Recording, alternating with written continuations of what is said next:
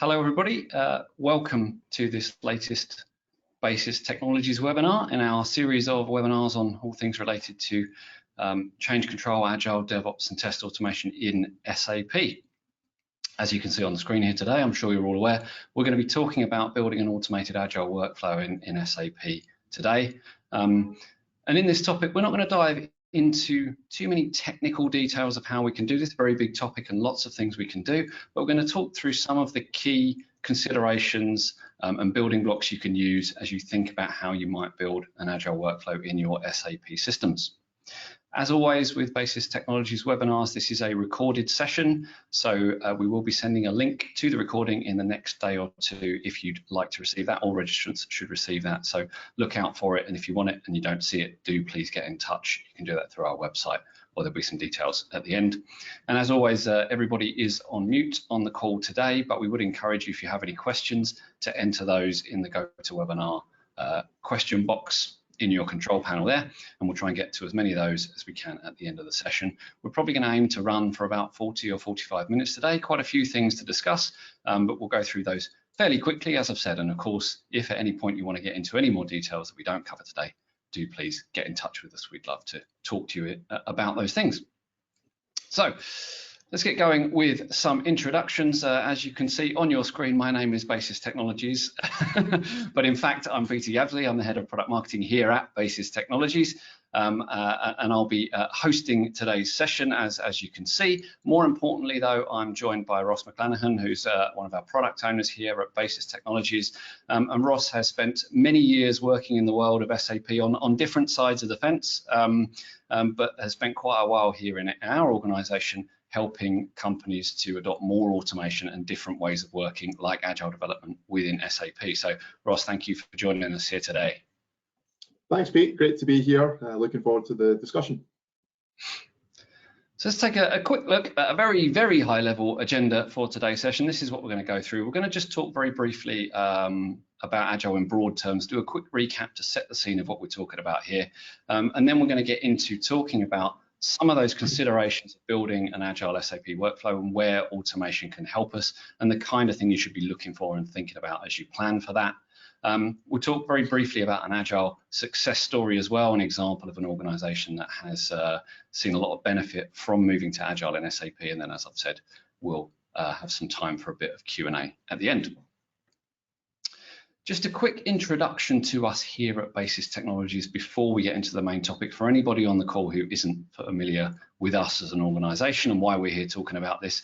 We're a company that makes software automation that helps our customers to change the way they run their SAP systems, to manage, maintain and adapt those systems. And we do that by helping them to bring ideas like Agile and DevOps into those SAP environments through our DevOps and test automation platform, which very importantly is specifically designed for use in SAP. And we'll talk about a few kind of related topics around that as we go through. But that ties into to the second to last bullet there in terms of what we do. Our products only work in SAP, so we're very much SAP experts. It's what our technology is designed for, and we've been doing that for around 25 years now, since 1997. Global presence, offices all around the world. We're coming to you from the UK today, but we have offices, of course, in other locations as well. And that's in part because we also have a customer base all around the world, all different kinds of SAP users. And you can see some of the organizations that we work with on the screen there today. And one of our products, our key DevOps automation tool, is called Active Control. And I'm not going to give you the big sales pitch for Active Control at the start of this presentation, but Active Control is a comprehensive change automation solution that basically can act as your CI/CD analog within SAP, whether you're thinking about regular automated change or you're thinking about big transformation projects like, for example, moving to S4, which also is the kind of thing that Active Control can support, but very much an enabler for agile development, and we'll talk about that a little bit as we go through. And I mention it now because we're going to talk about automation today. We're going to talk about some of the things you should be thinking about and looking for in automation, and more than likely we will mention Active Control as an example as we go through that. I'm sure Ross will, no doubt.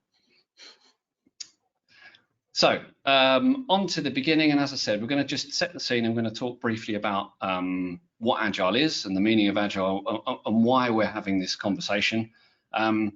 In another webinar, I don't know if some of you may have joined, I've talked about the 4 values of Agile, which were defined in this thing called the Agile Manifesto about 20 years ago now, which was when this kind of idea of Agile software development was first sort of written down and kind of codified. But there's a click down from that in the Agile Manifesto, and it's these 12 principles that Ross has put for us on the slide here that are a bit more tangible. And I think we're not going to go through all of these in great detail, Ross, but when it comes to building an Agile workflow, this can give us a bit of a framework, I know, to try and figure out how we want to approach it. And you've split these into kind of 3 basic areas, right, that we're going to use to talk through today's conversation. Yeah, that's right, Pete. I mean, if you look at those kind of 12 principles, there's really kind of 3 main themes as I see it. There's, the team structure, team and culture, there's value delivery, and then there's kind of continuous improvement. And really, these are all 3 really important topics that need to be considered by any SAP customer that's really looking to move towards more agile ways of working. And really, it's obviously important to understand why you would want to do this.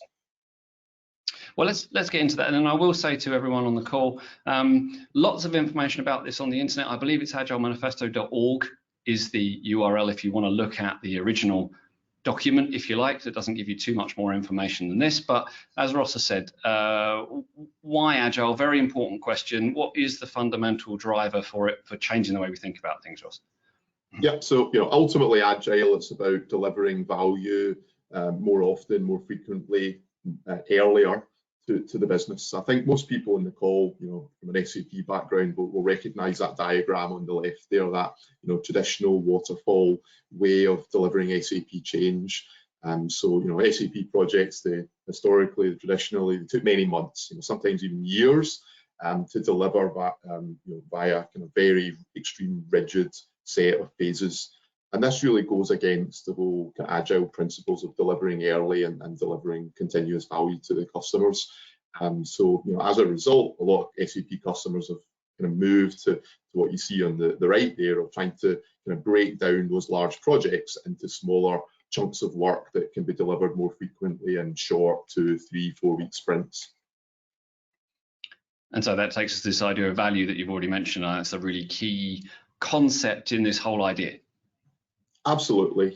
By breaking down that large waterfall project, by doing smaller, more regular cycles of work, then ultimately you're delivering the value to the business earlier, more continuously, rather than just getting the value at the end. Excuse me, thanks Ross. And of course, lots more information about this on the Basis Technologies website. We've got various other webinars and ebooks, so we're not going to talk about the principles too much of Agile today. We'll touch on it a few times as we go through. But let's look at this idea of what teams should be thinking about and some of the opportunities they have as they look to build a more agile SAP workflow that has these shorter cycles of development and typically, I guess, more regular deployment. So you made those 3 categories, Ross. Let's start with the first topic, team and culture. Now, really important part of the conversation, and certainly within the development organization if we talk agile, but we're not going to, I think, dive too much into this today, but can you give us a sort of intro and overview of why this is so important and the kind of thing that our audience should be considering, as well as the automation, from a team and culture perspective if they want to go agile? Yeah, so I mean, yeah, as you say, Pete, in terms of the 3 kind of themes, those 3 topics that we touched on, this one's probably the one where automation plays least of a part. I think, again, for the people on the call, the diagram on the left there, I think people will be kind of familiar with that in terms of how SAP teams were traditionally set up. You had your functional team, and that might be split into your finance consultants, your logistics consultants. You had a separate development ABAP team. You might have a securities and authorization team, testing team, basis team, training team. But it was all very siloed. These teams typically sat together in different parts of an office. And really, to achieve success with Agile, it's really about bringing in a different and completely new team structure. So bringing the resources together rather than having all the experts sitting together, rather than kind of in the traditional way there. And obviously, in the last 12, 18 months during the pandemic, often even in an Agile team, they're not sitting together. So the team are working geographically dispersed, virtual teams. So this is really where tooling and automation can help in terms of bringing those kind of geographically dispersed teams together. Yeah, thanks, Ross. So it's true, there is definitely a supporting role of automation here as well when people are split, as we often are at the moment. And this is definitely a challenging topic for many organizations that we work with, and we tend to see it kind of from two different directions. Sometimes it's more IT focused and starting with smaller teams, maybe people who are bought into the Agile idea to get this rolling. And some organizations, it's a much more overall approach, supported from leadership with education and training opportunities and the support you need to make these kind of organizational shifts. But either way, there is definitely a change in team structure and team dynamic that you're going to need to bring in when you do Agile. And in your SAP world, actually, fundamentally, that's probably not a lot different to what you might be doing in the rest of your business if you have other teams running Agile. So the recommendation here is certainly leverage those, speak to other people in your organization, see what they're doing and what works, and then think about how you can adapt that for SAP. They may be able to help you a lot, and that will certainly be a theme actually through a lot of this, but particularly from the organizational side. So that's critical. But as we've said, perhaps automation a little bit less direct. Let's look at some areas where automation can play more of a role and support more of this Agile process. And that certainly was the title of our webinar. And first up is this idea of backlog management, Ross. So why is this such an important thing for us to consider in this Agile SAP workflow?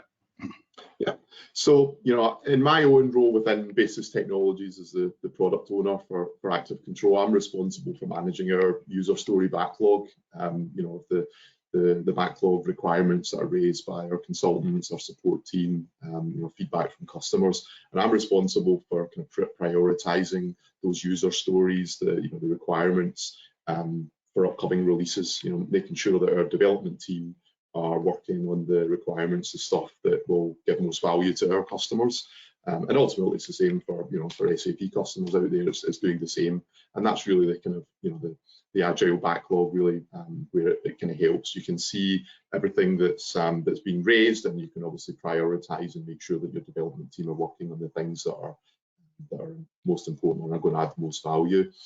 We use Jira within Basis Technologies. I think Jira is an absolute fantastic tool. There's lots of other tools out there, some in the bottom left there of the screen. But essentially, myself, we use Jira to prioritize our backlog. And then I'm working with the kind of wider team to plan the upcoming sprints, and then our Scrum Master then uses Jira to review the progress as we're actually developing and delivering each of the sprints.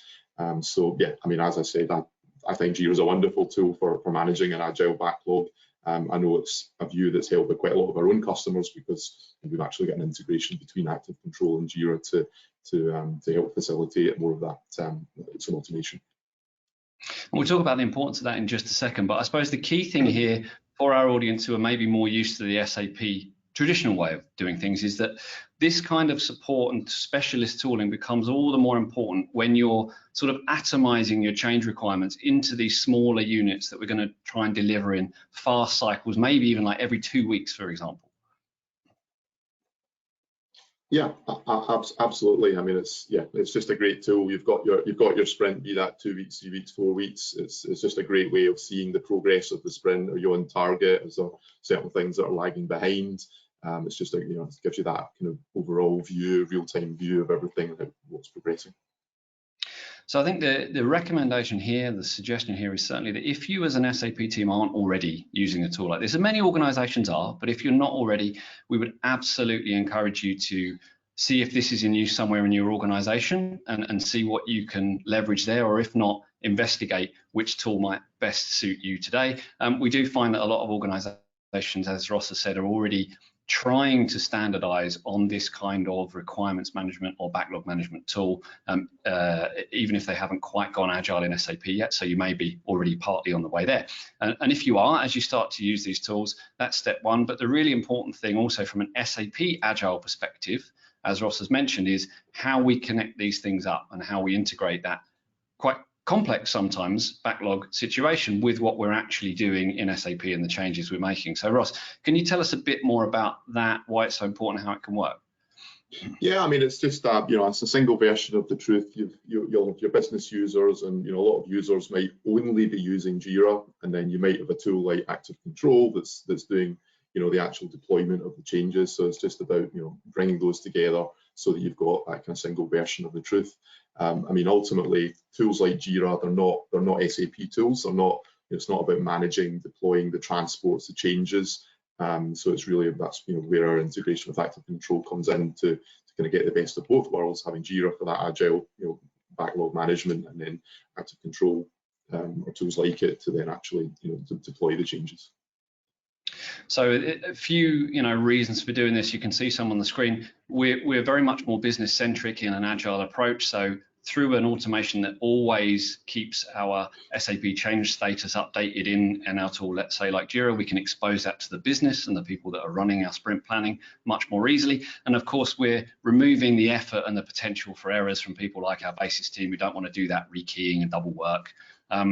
So definitely, once you've figured out what backlog tool you're going to use, whether it's one already in your organization or you're going to pick one for your SAP workflow, do then think about how you can connect that to your SAP change management workflow, and what that integration might look like in your process, because this is a really important part. And we have many customers who are on the journey towards Agile, and really one of their first concrete and most important steps is connecting their active control instance, their SAP change control, with, as Ross has said, those tools like Jira and ServiceNow to make that coordinated process.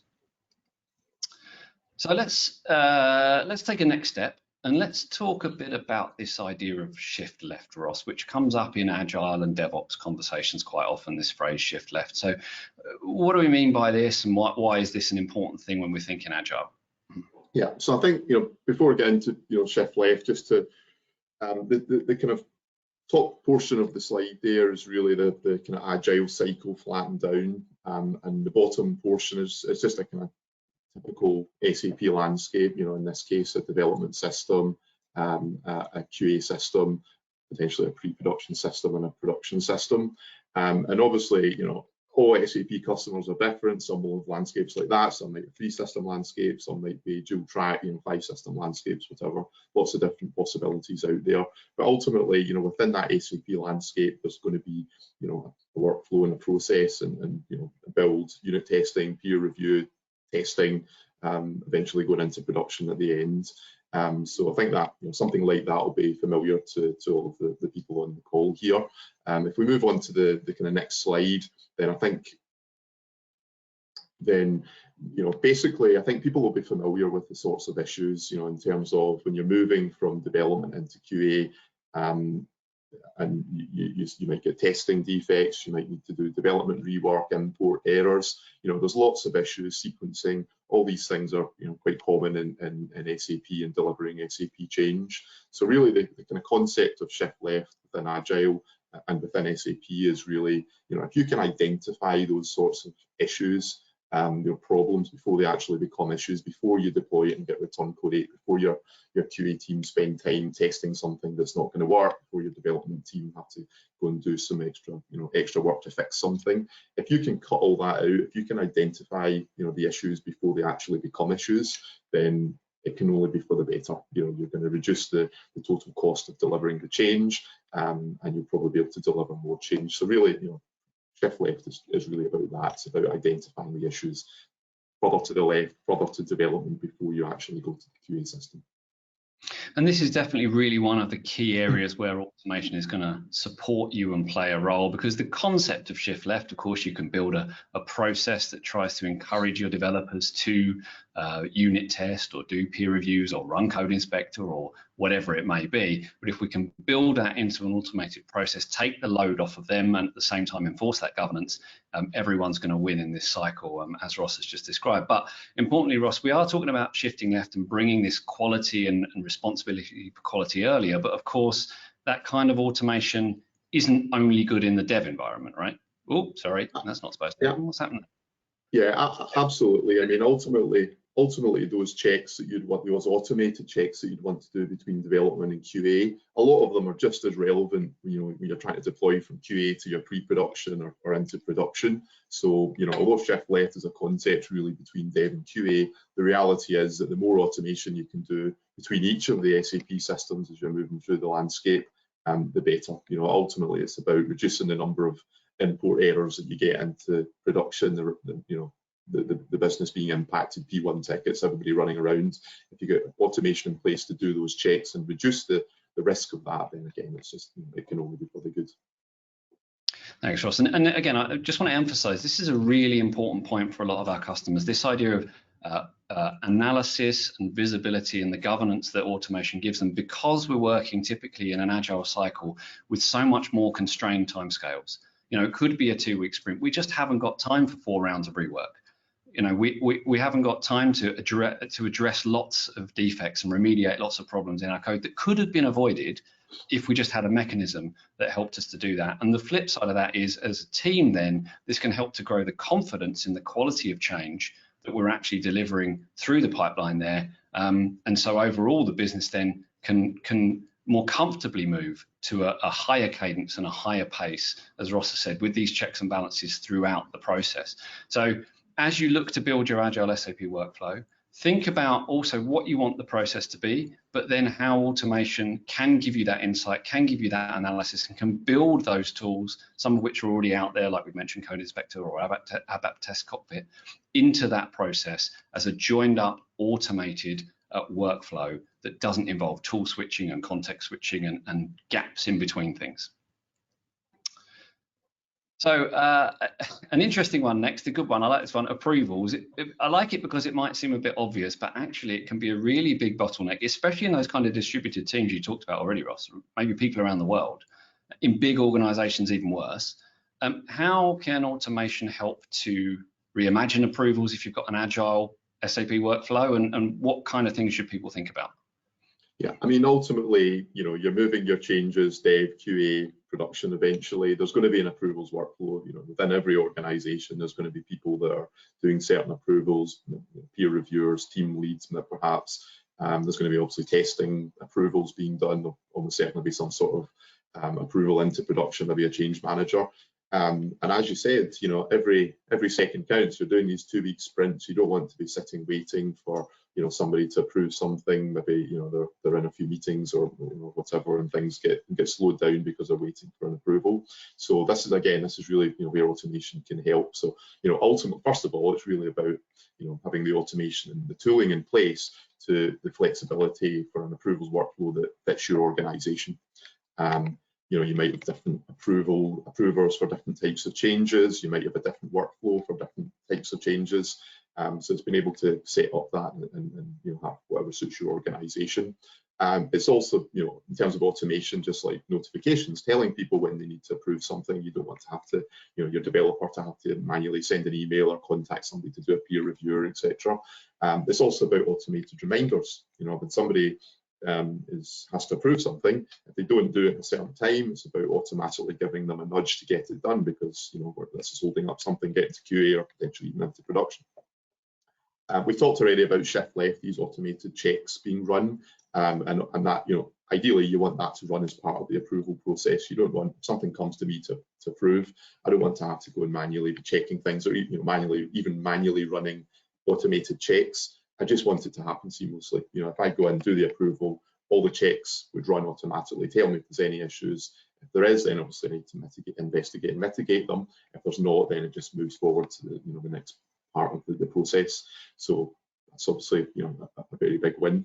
Automated approvals. So in most customers, in most processes, there's probably some approvals that are getting done that it doesn't really need to be a manual approval. Somebody doesn't need to go in, and it becomes a bit of a box ticking exercise. So in quite a lot of our customers, they'll have certain approval points where they want all the checks to run, these automated checks to run. But if everything's green, if everything's good, then just automatically approve it and move it forward, rather than it sitting waiting for somebody to come out of a meeting. Again, just trying to speed things up. We talked already, single source of truth. Customers that are using tools like Jira, ServiceNow, Active Control, there's lots of tools out there. It's just about making sure that, where the approvals are being done, that it's ultimately auditable, so that your auditors can come in 6 months, a year's time, and easily see and understand, who did the approvals, making sure that the process was followed, through your workflow. And there's a lot of elements around here that kind of pull together in this approvals topic. You already talked about how it plays together with that kind of automated analysis and the confidence you can get from that if you know those things are happening automatically, how that can accelerate your approval workflow. That auditability point is a really interesting one as well, because we could be talking about more units of change. We probably are, with smaller user stories, maybe more transports. And if we go the sort of traditional way, that would be more emails for approvals, longer spreadsheets, more things to track. It's going to get harder and harder. And those are the kind of things that mitigate against Agile being a practical approach unless you have this kind of supporting automation in place. So when you're thinking about going Agile in SAP, don't necessarily assume that you want to do what you do today. There's a lot of opportunities that automation can give you, both with direct options around approvals, like Active Control's rules engine, that you give a very granular customization of approval workflows, but also how it can combine with some of those other elements. And I'll talk a little bit more about that example that Ross just gave later on, but also, just one of our customers recently broke their development team down into a massive 75 different SAP product teams doing independent developments. And they potentially could all have different approval workflows. And to make that a practical, effective proposition and keep it safe, at that scale, they really need automation that can customize those workflows and those approvals for them, and that's what they're doing. So let's move on to something that might look like a bit of a basic point, Ross. Maybe we should have started with this. I don't know. I guess it's the bedrock of everything in a way. But I guess this is particularly important if we're talking about those tight turnarounds, those tight timescales in Agile. And I know there's a bit more sophistication than maybe is traditional that's possible in an Agile workflow. So can you just tell us a bit more about what we should be thinking about with deployment automation in an Agile workflow?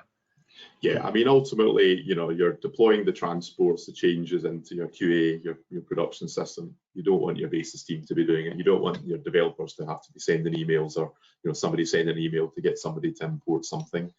You need that to be automated, of course. But more than that, it might be different frequencies. You might have different projects going on that you want to deploy to different frequencies. So it's not just about automatically deploying them, it's about deploying them at the right time and having the flexibility to have different cycles of deployment. It's also about visibility. When things, different projects moving at different time, everybody, developers, everybody that's involved, all the stakeholders, they should have an easy way to see, when a particular change, even if it's been approved, if it's sitting, it's sitting in an import queue waiting to be imported, just having that visibility of actually when is that change going to be deployed. As well as all the automation to deploy the changes, obviously it needs to happen safely. So, you need to have the right sequencing of the transports. For SAP customers that have got multiple SAP applications, there might be, changes that are being delivered that have got transports in different applications, an S4 transport, a GRC transport, a BW transport, for example. And it's about making sure that, the automated deployments factors in any kind of cross-system dependencies. So again, things are moving in the right sequence into the system. And then also, there's still going to be return code 8s. You've got your approvals process, you've got all these automated checks, but there will still be occasional return code 8 and import errors into systems. You don't want the developers to have to be kind of manually checking to see if the transport's gone in okay. You don't want the basis team to have to be sending emails, oh, it's a return code 8. So the automation there is just about telling people, if there is a return code 8, and then it's about telling the stakeholders, the transport owner, it's had a return code 8, you need to go and investigate it. Yeah, thanks, Ross. And I think, as you say, this is another area our audience will, of course, realize here as we're talking about this, that lots of these areas overlap in terms of what automation can do for us in a more agile process. So to your point about different cadences, just speaking to one of our customers recently who had exactly this challenge when going agile, and their BW team were finding it a little bit more difficult. And they decided to run the deployments for the BW team at a slightly different cadence. than they were doing for the rest of their teams, because they had the flexibility and the adaptability in their system to make that happen. So again, the real takeaway here, I think, is when you come to be considering how you're going to do Agile in SAP, think about what you ideally want that deployment process to look like, what it needs to look like to work in those kind of faster cycles, and how automation can help to support you in making that happen with that less manual effort, getting rid of the handoffs, getting rid of the manual work that slows things down so that you can concentrate on the really important aspects. We've covered a few things there. With active control, we've talked about tracking requirements, shifting left with control and confidence and visibility, and the approvals and deployment aspect of how we can speed things up. And we didn't even talk about change approval boards and the impact that visibility and processes can have on those and improving those. But what about those times which can even, can happen in an Agile process when we're using more than just Jira, Ross? What if you've got a bunch of different tools, which is not uncommon? I know we've got whole webinars on this, so we're not going to cover it all now, but what's the sort of thought process and angle on this when you're thinking about an Agile approach in SAP? Yeah, I mean, as you say, PM, I think the people on the call will realise that there's lots of tools out there that are great at what they do. I've been promoting Jira earlier on. I love Jira personally. There's lots of tools like Jira. There's obviously other tools for things like documentation. There's testing tools, automated testing tools out there. There's SAP tools. There's a whole gamut of tools out there. So really, this is about getting the best of breed tools for your kind of end-to-end tool chain, having them integrated, having them working together, to help you deliver, frequently and safely. Yeah, and I think we're not going to dig into this because it is quite a comprehensive topic and something we could talk about at some depth. But what I would say is I think it's not a requirement for an Agile process to do this. Certainly, we see the backlog management integration as a really key part of it. But if you have automation and a process that enables you to join more of these things up, that's going to help you with that speed, with that cadence of deployment, that delivery of value that we're looking for in an Agile process. So it's something to think about as you think about how you make that Agile transformation and how you might join things together.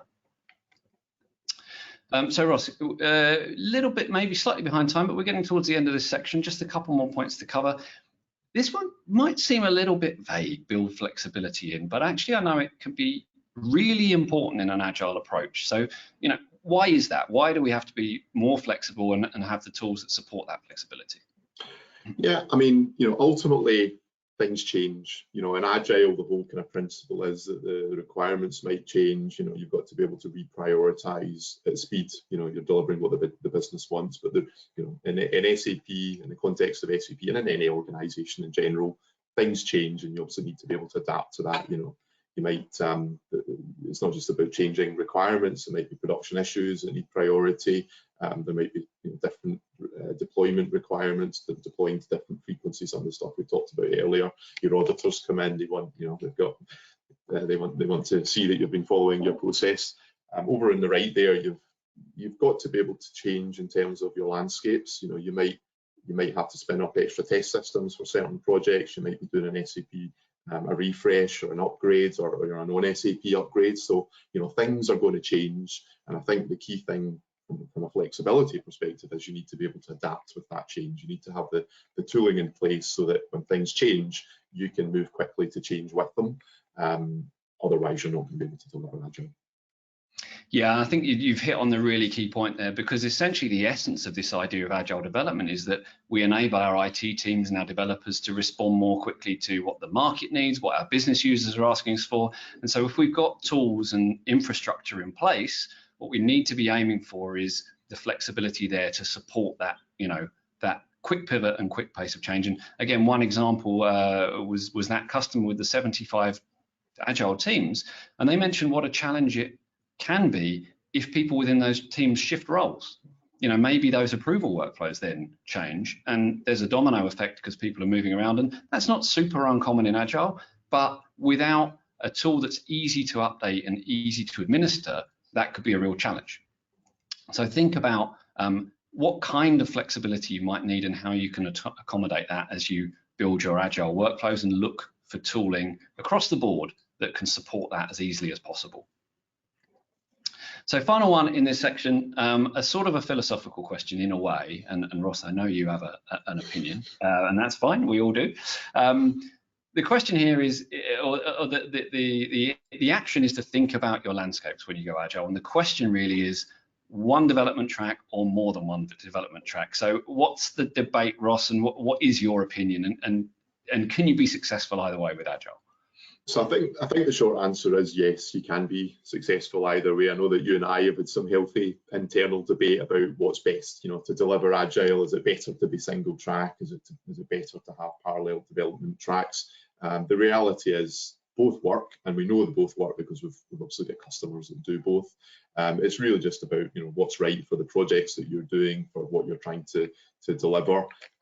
We've got massive organisations that deliver production support and projects within a single track. At the same time, we've got massive organisations and also smaller organisations that deliver N+1. They spin up a second development system for their projects, and they are still delivering in an Agile way. So yeah, it's either or. It's what suits the individual organisation best. Yeah, I mean, you've again hit the nail on the head. It depends what kind of change and how you're set up. But again, the key is in many ways that flexibility. So if we're in the single track, you need that control, analysis, visibility that lets us manage everything in that one environment with the process, for your organization that supports it. And if we're going to do multi-track, we can't realistically be doing the traditional object locking approach and say we're Agile when one team might not be able to work on something they need to. We need a flexible approach where everybody can keep working with full visibility of any conflicts that might occur, and a continuous process of keeping those projects in sync at the same time. We need automation that can help us do that to be successful in Agile. And in the extreme example, we've had a customer running up to N+10, believe it or not, and merging those changes and keeping everything up to date and in sync with active control on a pretty continuous basis.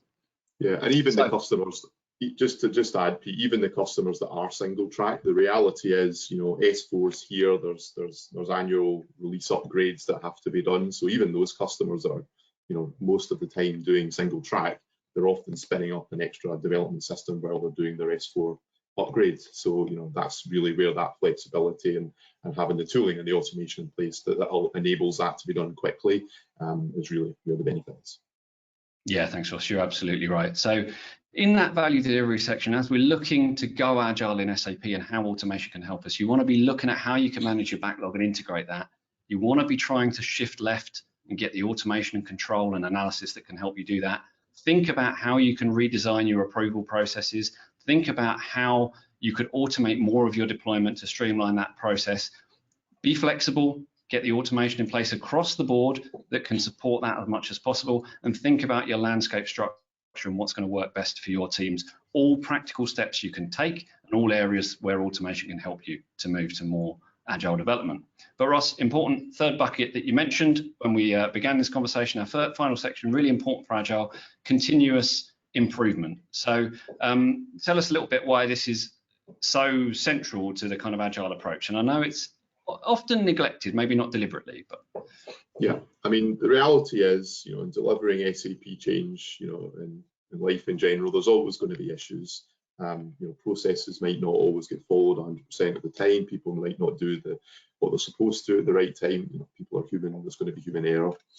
So really, this is all about having the process and the culture in place to be able to facilitate the feedback loop, to make sure that at the end, you're constantly reflecting on what went well, but also obviously what didn't go well. And really, tooling and automation can help here as well in terms of making sure it doesn't become a really kind of time-consuming manual activity to analyse what were the issues and what went wrong. Well, let's look at a couple of examples of that then before we kind of wrap things up towards the end. Development metrics. What's the story here? Yeah, I mean, so, as part of active control, basis technologies, for the actual delivery of the SAP change, we kind of recommend 5 areas, 5 kind of main insights. So throughput, cycle times, rework, work in progress, and approval times. And what we find, with our product and with our customers, these are good ways of our customers, identifying where there's bottlenecks in the process, where there's areas for improvement. Even if things are generally going well, it's about looking, using these sorts of metrics to identify areas to improve further. So yeah, from an SAP perspective, these are certainly the metrics that we look at. And I know this can be really tough for a lot of SAP teams, and even if what they can get from their Agile automated process isn't perfect, can still be a good step forward, because some of this stuff can be really opaque in that waterfall approach. What about the planning and tracking process more generally, more general Agile approach, and the quality of your planning? How can we manage that with tooling? Yeah, so again, because we use Jira, we are kind of familiar with their capabilities of sprint burn downs or release burn downs. So some really good metrics and insights that are available within Atlassian's products to help our customers and our sales-based technologies to see how we're doing and where we could do better. Things like are we adding too much scope creep in, all that sort of stuff. So yeah, it's not just about during the delivery of the SAP change. It's also in the other tooling as well, making sure that the tooling that you've got allows you to do that continuous improvement. And again, I guess from a process perspective, there may be other teams who've been using this stuff for longer or have more established processes or more lessons learned that the SAP teams can leverage as well as they start to bring this stuff into their kind of daily stand-ups and their sprint reviews and retrospectives. Okay, well that brings us to the end of that value delivery section. So hopefully some pointers there on what you can do as you think about moving to Agile. Like I said, be happy to discuss those more in detail if anyone's interested after the webinar, because lots to go through there. Just before we wrap up, a very quick Agile success story. I'm going to rattle through this pretty fast. If you're interested in more details on this, we do have a written case study and a video presentation with the customer on our website as well. So do feel free to go and have a look at those as well if you want a bit more detail. But the customer in question is Vistaprint. I'm sure many of you are familiar with them as a brand, e-commerce company, digital native company. Basically will print your logo on just about any piece of physical good in the world, from t-shirts to mugs to everything beyond. As a digital native company, began as a startup, very agile, scaled relatively quickly, and found that just due to the success of their business, after 10, 12, 13 years, that they simply weren't as agile as they used to be and as they wanted to be. And that was when, as an organization, they started to think about becoming more agile and how they could do that.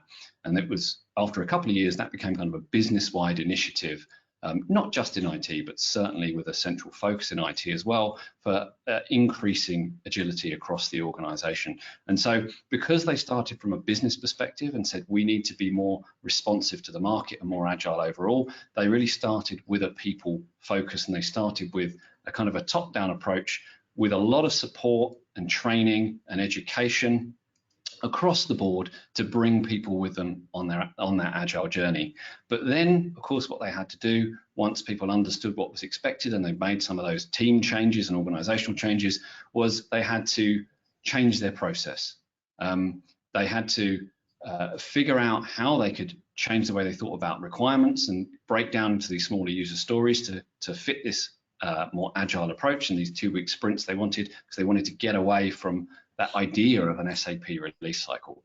And once they had those people changes and knew what they wanted and what they thought their process might be, then they brought in the technology to help them in the form of active control from Basis Technologies. And we started working with them in about 2017 to help them to really automate as much of their software development and delivery process in SAP as possible. And you can see some of the outcomes on the slide here on the screen. This is a slide that Vistaprint actually made themselves and a table of their kind of outcomes. So you see the key points there that agile development has delivered to them: faster, safer, more frequent delivery of change, much greater team autonomy, and that's a really big point for them, and that goes across a lot of ththose things we've talked about today. Greater productivity by getting rid of those handoffs, that manual effort, that lack of visibility, and very importantly, exactly as Ross said at the start, earlier delivery of value to the business. And you can see some examples of that in the table. A couple of key highlights, for example, it used to be that they had to wait for basis teams to move transports from dev to QA, exactly as Ross was talking about earlier. That used to only happen 3 times a day, so it's pretty inefficient from a testing perspective. Now that happens automatically every 15 minutes, as long as automated checks are passed within active control. If you're a developer, if your code is good, 15 minutes later at most, that will be in the test system and you can start testing it. And that's part of what's enabled them to move from what used to be 3 weekly production deployments, which already wasn't bad in the world of SAP, to be honest, to now the opportunity to deliver to production on a daily basis because they've got this new Agile process and the automation that supports it.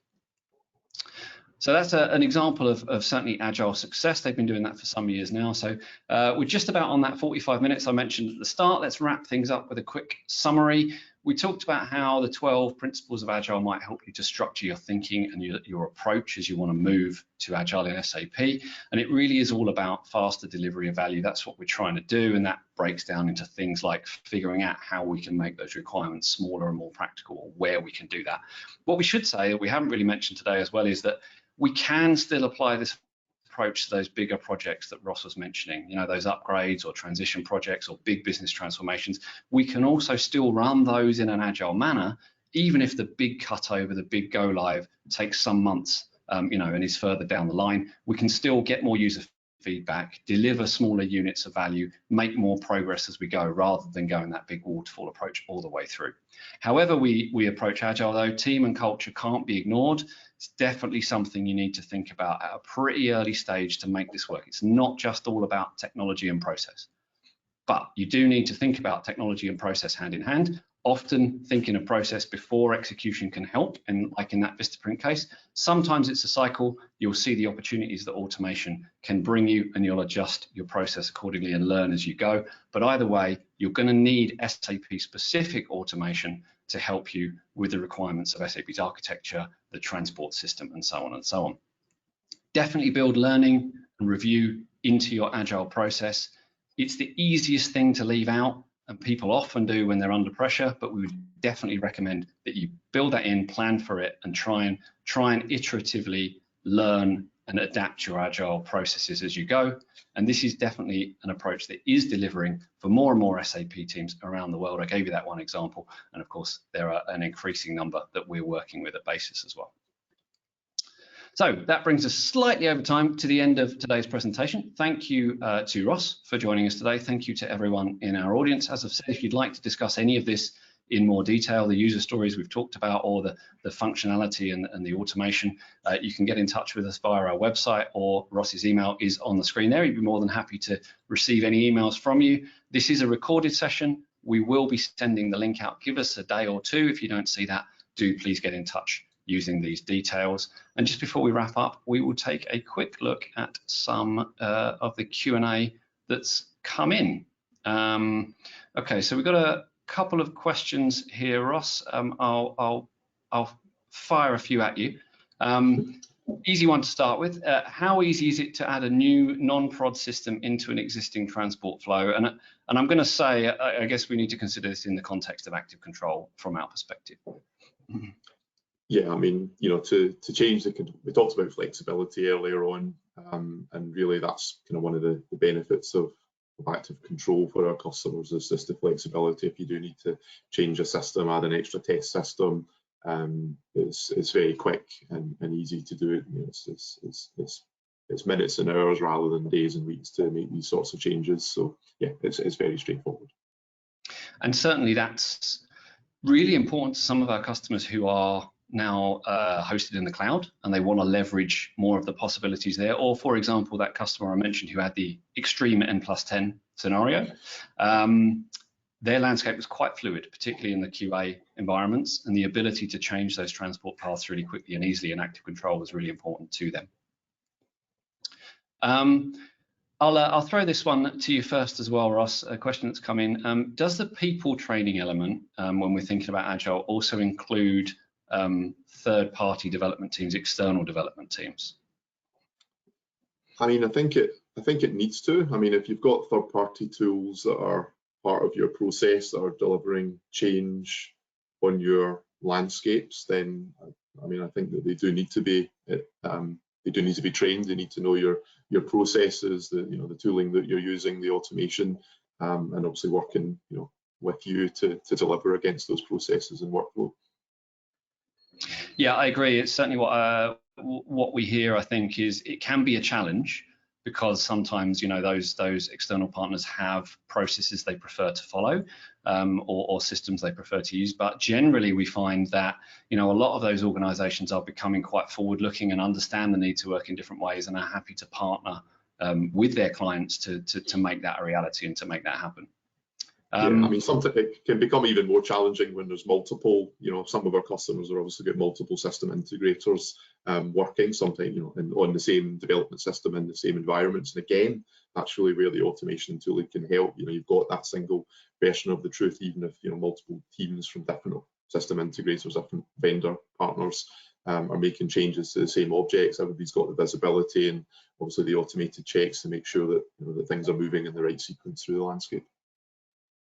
Right, thanks, Ross. We've got another one that's coming here. I'll take this one because it's something that I've discussed actually with Vistaprint, who I mentioned. The question was, how can we employ Agile workflows when some team members play multiple roles in multiple projects at a time? And I think it's a really good question because there can be a perception and it can come across as though we need to have these dedicated individuals in dedicated sprint teams to make Agile a reality, which is impractical in many organizations. We simply don't have those extra heads or extra people. And the reality is what we've seen in many of our customers, particularly for functions like, for example, basis, that they're more constructed as virtual teams and people are involved in multiple different teams, playing that role in that team across different projects or different application delivery cycles. Can be challenging to try and manage those things, especially if you're the individual who's working across different streams. But realistically, you're probably doing that today anyway. It's just more of a question of how that's run and administered and managed.